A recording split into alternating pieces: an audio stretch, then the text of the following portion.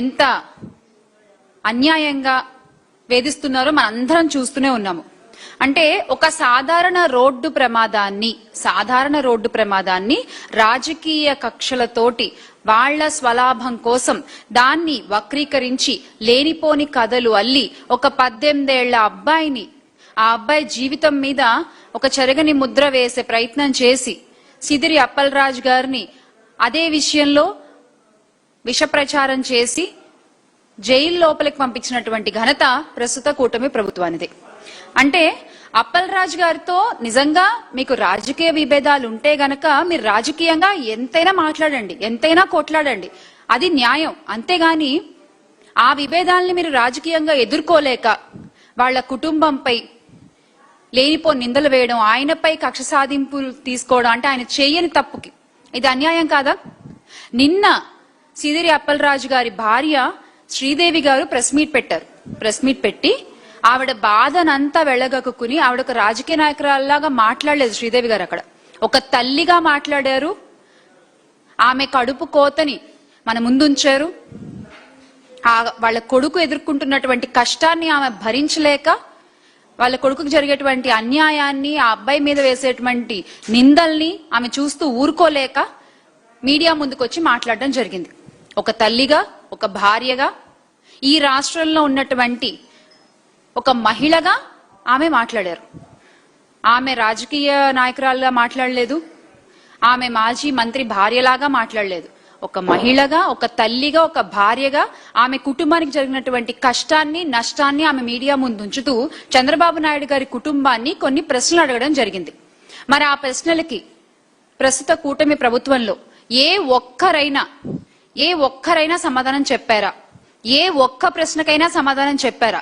అసలు శ్రీదేవి గారు అడిగిన ప్రశ్నలకి మీ దగ్గర సమాధానం ఉందా? ఉండదు. ఎలా ఉంటుంది? ఒకవేళ మీరు చేసినటువంటి ఆరోపణలు నిజమైతే శ్రీదేవి గారు అడిగిన ప్రశ్నలకు మీ దగ్గర సమాధానాలు ఉంటాయి. మీరంతా కల్పిత కథలు చెప్పించి విష ప్రచారాలు చేసి ఒక అన్యాయంగా చేయని తప్పులో సిదిరి అప్పలరాజు గారి కుటుంబాన్ని ఇరికించే ప్రయత్నం చేశారు. కాబట్టి శ్రీదేవి గారు అడిగిన ఏ ఒక్క ప్రశ్నకి కూడా మీ దగ్గర సమాధానం లేదు. ఇప్పటి వరకు చాలా రకాల రాజకీయాలు ప్రజలు చూసుంటారు. అంటే ప్రతీకారాలతో చేసేటువంటి రాజకీయాలు, లేకపోతే కక్ష సాధింపులతో చేసేటువంటి రాజకీయాలు చూసుంటారు. కానీ డైరెక్ట్ గా వాళ్ళకి ఎవరి మీద అయితే కోపం ఉందో ఆ కోపం ఉన్న లీడర్తో పోరాడలేక, అక్కడ నాయకుడితో పోరాడలేక, వారి కుటుంబంలో వాళ్ళ పిల్లలపై లేనిపో నిందలేసి ఆ పిల్లల్ని ఈ రాజకీయాల్లోకి లాగుతూ వాళ్ళ జీవితాలను పాడు చేసేటువంటి ఒక నీచ రాజకీయాలు మాత్రం ఈ కూటమి ప్రభుత్వంలోనే ప్రస్తుత రాష్ట్ర ప్రజలు చూస్తూ ఉన్నారు. అందులో ఎలాంటి సందేహం లేదు. అంటే మీకు అసలు ఆ అబ్బాయి జీవితం ఏమైపోతుందన్న బెంగ లేదు. అలాగే ఒక మాజీ మంత్రి మీద అబద్ధపు ఆరోపణలు చేస్తున్నామే అన్న భయం లేదు. అసలు ఆయన ఒక మాజీ మంత్రి అన్న గౌరవం లేదు. అదంతా పక్కన పెట్టేయండి. ప్రజల ప్రాణాలు కాపాడేటువంటి ఒక గౌరవనీయమైన వైద్య వృత్తిలో ఉన్న వ్యక్తి అన్న కనీస మర్యాద లేకుండా మీరు చేసినటువంటి ఈ అబద్ధపు ఆరోపణలతో మీరు సిదిరి అప్పలరాజు గారిపై వేయాలని చూసినటువంటి క్రిమినల్ ముద్ర ఏదైతే ఉందో అది దారుణం అంటే దారుణం. నిజంగా అదే ప్రశ్న నిన్న అడగడం జరిగింది. దానికి ఈ రోజు వరకు, ఇప్పటి వరకు కూడా ఏ ఒక్కరూ సమాధానం చెప్పలేదు కూటమి ప్రభుత్వం నుంచి. అలాగే ఒక కుటుంబ విషాదాన్ని, అంటే నిజంగా ఏ కుటుంబంలోనైనా సరే అండి, ఒక మనిషి ప్రాణం పోవడం అంటే చాలా బాధాకరం. అసలు అలా జరగకూడదు. కానీ నీకు చేతనైతే ఆ కుటుంబ కష్టంలో అండగా నిలబడు. ఆ కుటుంబానికి నువ్వు ఇస్తారన్న హామీలు నెరవేర్చు. ఆ కుటుంబం జీవితాంతం సంతోషంగా బతకడానికి తగ్గ సాయం నువ్వు చేయి నించుని. అది మానేసి వాళ్ల విషాదాన్ని నీ రాజకీయ కక్ష కోసం వాడుకుంటున్నారే. అసలు కొంచెం అన్న మానవత్వం అనేది ఉందా అసలు మీకు? ఒక కుటుంబ విషాదాన్ని మరో కుటుంబంపై మీరు రాజకీయ కక్ష సాధింపు కోసం వాడుకుంటారా? ఇదా మీరు పనిచేసే ప్రభుత్వ తీరు? అసలు ఏం జరిగింది అనేది మరొకసారి మనం మాట్లాడుకునే ప్రయత్నం చేద్దాం. చెప్పుల జోగయ్య గారు అనే నిరుపేద వ్యక్తి, మీ అందరికీ గుర్తుండే ఉంటుంది. 2024లో సరిగ్గా 2 ఏళ్ల క్రితం, అప్పుడే కూటమి ప్రభుత్వం అధికారంలోకి వచ్చి కొత్తలు ఆ సంవత్సరంలో డిసెంబర్ 21వ తారీఖున పాతపట్నం నియోజకవర్గంలోని కొరసవాడ సమీపంలో జరిగిన రోడ్డు ప్రమాదంలో జోగయ్య గారు చనిపోతే కొంతమంది గాయపడ్డారు. ఇది జరిగిన సంఘటన. పాతపట్నం ఎమ్మెల్యే మామిడి గోవిందరావు గారి కుమారుడు సాయి గణేష్ వాహనం నడిపారని బాధితులు ఆ రోజు చెప్పారు, ఈ రోజు చెప్తున్నారు, ఎప్పటికీ చెప్తారు, ఎందుకంటే అదే నిజం కాబట్టి. కానీ ఎమ్మెల్యే కుమారుడి స్థానంలో డ్రైవర్ పల్లి రాజేష్ పేరు పెట్టి కేసుని మళ్లించారని కూడా బాధిత కుటుంబం బయటకొచ్చి ఈ రోజు బల్లగుద్ది మరీ చెప్తున్నారు. కానీ జోగయ్య కుటుంబంతో రాయ బేరాలు జరిపి చక్కగా డీల్ కుదుర్చుకుని హామీలు ఇచ్చేసి ఇప్పుడు కూటమి ప్రభుత్వం సూపర్ 6లు ఇచ్చేసి చేతులు ఎత్తేసింది చూసారా, సేమ్ అలాగే అక్కడ ఆ కుటుంబానికి కూడా హామీలు ఇచ్చారు. ఏమని హామీలు ఇచ్చారు? 5 లక్షల నగదు, బీమా సొమ్ము, గాయపడిన వారికి సాయం, కుటుంబంలో ఒకరికి ఉద్యోగం ఇస్తామని చెప్పి హామీ ఇచ్చి వీటికి సంబంధించి ఏ ఒక్క హామీ కూడా ఈ రోజు వరకు కూడా నెరవేర్చలేదు. ఈ రోజుకి ఆ బాధిత కుటుంబానికి ఏ ఒక్క సాయం కూడా అందలేదు. ఇది వీళ్ళు చెప్పే గాలి మాటలు ఇలా ఉంటాయి, వీళ్ళు చేసేటువంటి గాలి ప్రమాణాలు ఇలా ఉంటాయి అన్నమాట.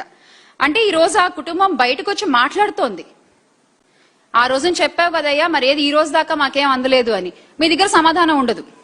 దాదాపు 20 నెలలు అవుతోంది, ఇప్పటికీ తమకు న్యాయం జరగలేదని అక్కడ కుటుంబం ఏడుస్తూనే ఉంది. మీ పార్టీకి మీరు మీ పనులు చేసుకుంటూ ఉన్నారు, మీ అబ్బాయిని మీరు కాపాడుకున్నారు.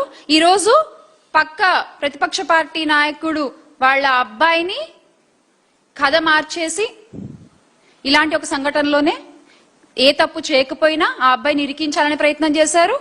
మాజీ మంత్రి అయినటువంటి సిదిరి అప్పలరాజు గారిని జైల్లో పెట్టారు. ఇది మీరు వ్యవహరించే తీరు. ఇక్కడ చెప్పుల జోగయ్య గారు ఒక మాదిక కులస్తుడు, ఆయన నిరుపేద, ఆయన ప్రాణానికి విలువ లేదా? ఆయన భార్య పిల్లల కన్నీళ్లకు విలువ లేదా? ఆ కుటుంబాన్ని చూసుకునేవారు ఆదుకునేవారు ఏరి? చంద్రబాబు గారికి ఆయన మంత్రులకు ఎమ్మెల్యేలకు ఆ కుటుంబం ఎందుకు కనిపించడం లేదు? ఈ ప్రశ్నకి మీ దగ్గర సమాధానం ఉందా? కూటమి ప్రభుత్వం, నిన్న శ్రీదేవి గారు కూడా అడిగారు, ఇప్పటి వరకు మీరు మాట్లాడలేదు, మళ్ళీ మేము కూడా అడుగుతున్నాము, ఈ ప్రశ్నకు మీ దగ్గర సమాధానం ఉందా? అంటే చంద్రబాబు గారి చట్టం వాహనం నడిపిన వ్యక్తి ఏ పార్టీకి చెందినవాడో చూసుకుని అప్పుడు కావలసినట్టుగా సెక్షన్లు మార్చుకుంటూ ఉంటుందన్నమాట. అంతేనా?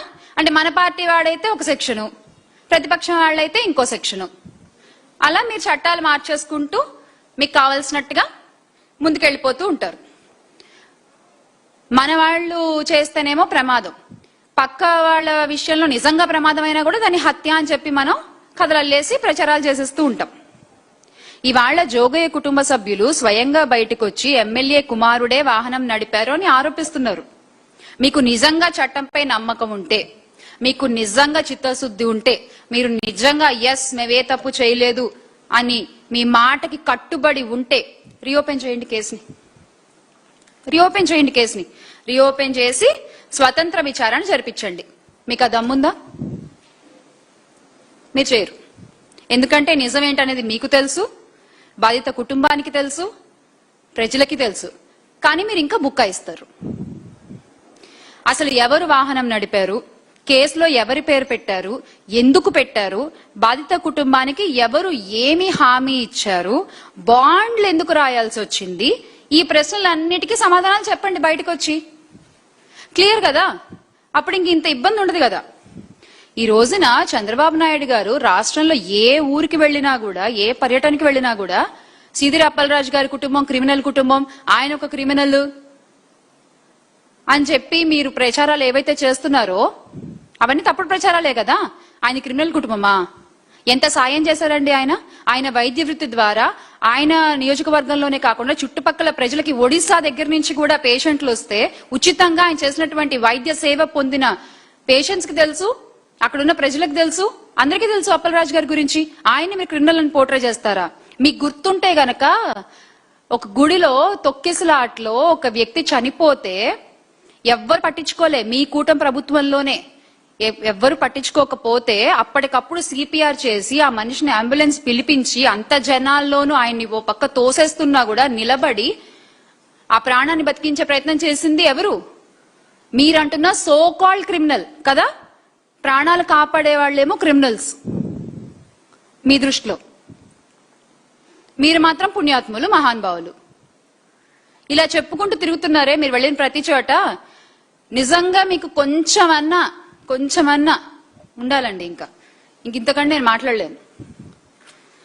చంద్రబాబు గారి దృష్టిలో ఆయన మనుషులకు ఒక చట్టం, వ్యతిరేకులకు ఇంకో చట్టం. 2 ఏళ్లుగా రాష్ట్రంలో అయితే ఇదే అమలవుతోంది. నిజంగా తప్పు చేస్తే అది మీ పార్టీ వాళ్ళైనా పక్క పార్టీ వాళ్ళైనా చట్టపరంగా చర్య తీసుకోండి, అది న్యాయం, ఎవ్వరు వద్దడం లేదు. కానీ నీకో చట్టం నాకో చట్టం అంటే మాత్రం చూస్తూ ఊరుకునే వాళ్ళు ఎవరు లేరు ఇక్కడ. మీరు ఈ పూటకి గొంతు నొక్కే ప్రయత్నం చేయొచ్చు, ఈ పూటకి మీరు జైల్లో పెట్టించొచ్చు, ఈ పూటకి మీరు అక్రమంగా కేసులు పెట్టొచ్చు, విష ప్రచారాలు చేయొచ్చు, క్రిమినల్స్ అనొచ్చు, రౌడీలు అనొచ్చు, ఏమన్నా అనొచ్చు. కానీ నిజం ఎప్పటికైనా బయటకు వచ్చి తీరుతుంది. నిజం ఎప్పటికీ జైల్లో ఉండదు, వస్తుంది. కాకపోతే కొంచెం ఆలస్యంగానైనా నిజం అనేది బయటకు వస్తుంది. ఆ విషయం గుర్తుపెట్టుకోవాలి చంద్రబాబు నాయుడు గారు. మనిషి చనిపోయినప్పుడు రాజకీయంగా ఉపయోగించుకోవడం మీకు వెన్నతో పట్టిన విద్య, అంతే కదా. చరిత్ర చూసుకుంటే మనుషులు ఎక్కడైనా చనిపోతే వాళ్ళని రాజకీయంగా ఉపయోగించుకోవడం అనేది మీకు వెన్నతో పెట్టిన విద్య.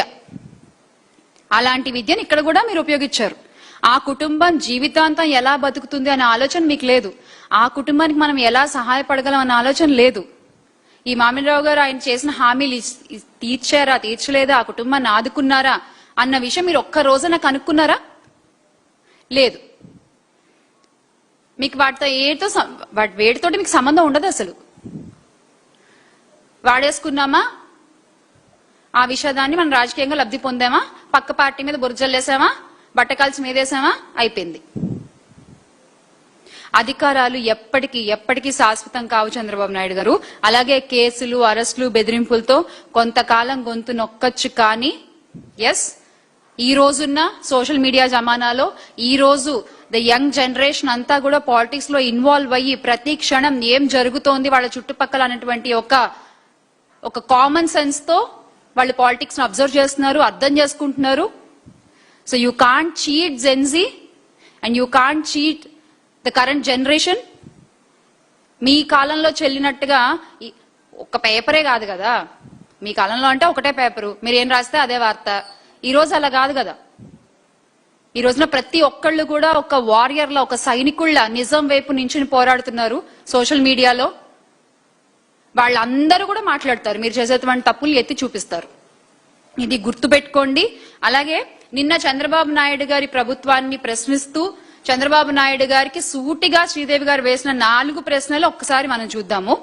జోగయ్య కేసును రీఓపెన్ చేస్తారా? ఇవి సీదిరి అప్పలరాజు గారి భార్య శ్రీదేవి గారు అడిగిన ప్రశ్నలు. బాధితులు చేస్తున్న ఆరోపణలపై స్వతంత్ర విచారణ జరిపిస్తారా? కుటుంబానికి ఇచ్చిన హామీలను అమలు చేస్తారా? మా కుటుంబానికి అంటే సీదిరి అప్పలరాజు గారి కుటుంబానికి వర్తింపజేస్తున్న అదే చట్ట ప్రమాణాన్ని అధికార పార్టీ ఎమ్మెల్యే కుటుంబానికి కూడా వర్తింపజేస్తారా? ఈ ప్రశ్నలకి మీకు నిజంగా చిత్తశుద్ధి ఉంటే, దమ్ముంటే, ధైర్యం ఉంటే సమాధానాలు చెప్పండి, మాట్లాడుకుందాం. అప్పుడు తెలుస్తుంది అందరికీ ఎవరు న్యాయం కోసం పోరాడుతున్నారు, ఎవరు న్యాయం కోసం నిలబడుతున్నారు, ఎవరు ప్రమాదాలని కూడా రాజకీయ కక్ష సాధింపుల కోసం వాడుకుంటున్నారు అన్నది క్రిస్టల్ క్లియర్ గా అందరికి అర్థమైపోతుంది. ఓకే, మాట్లాడుకుందాం. We're waiting for your answers. మరి ఎవరు వచ్చి సమాధానం చెప్తారో? మహిళా హోంమంత్రి గారు వస్తారా, లేకపోతే చంద్రబాబు నాయుడు గారు వస్తారా, లేకపోతే పుత్రుని కాపాడుకున్నటువంటి తండ్రి బయటకు వచ్చి మాట్లాడతాడా? చూద్దాం. కానీ బాధితుల వైపు ఖచ్చితంగా ఎప్పుడు వైఎస్ఆర్ కాంగ్రెస్ పార్టీ ఉంటుంది, వాళ్ళ కోసం పోరాడుతుంది. జోహార్ వైఎస్ఆర్, జై జగన్.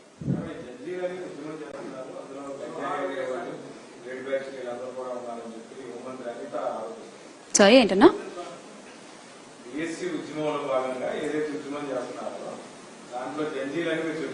రైట్.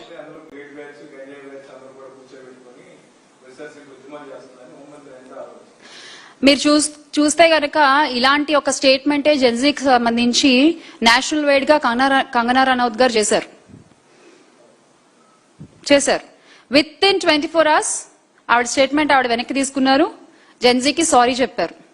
ఎవరితో అయినా పెట్టుకోవచ్చు, కానీ ప్రెసెంట్ యూత్ తో పెట్టుకుంటే చాలా కష్టం, దాని పర్యవసానాలు చాలా గట్టిగా ఉంటాయి. మరి ఈ రోజు అనిత గారు మాట్లాడిన ఈ మాటకి అతి త్వరలోనే ప్రస్తుత యువత అంతా కూడా సమాధానం చెప్తారు. Thank you.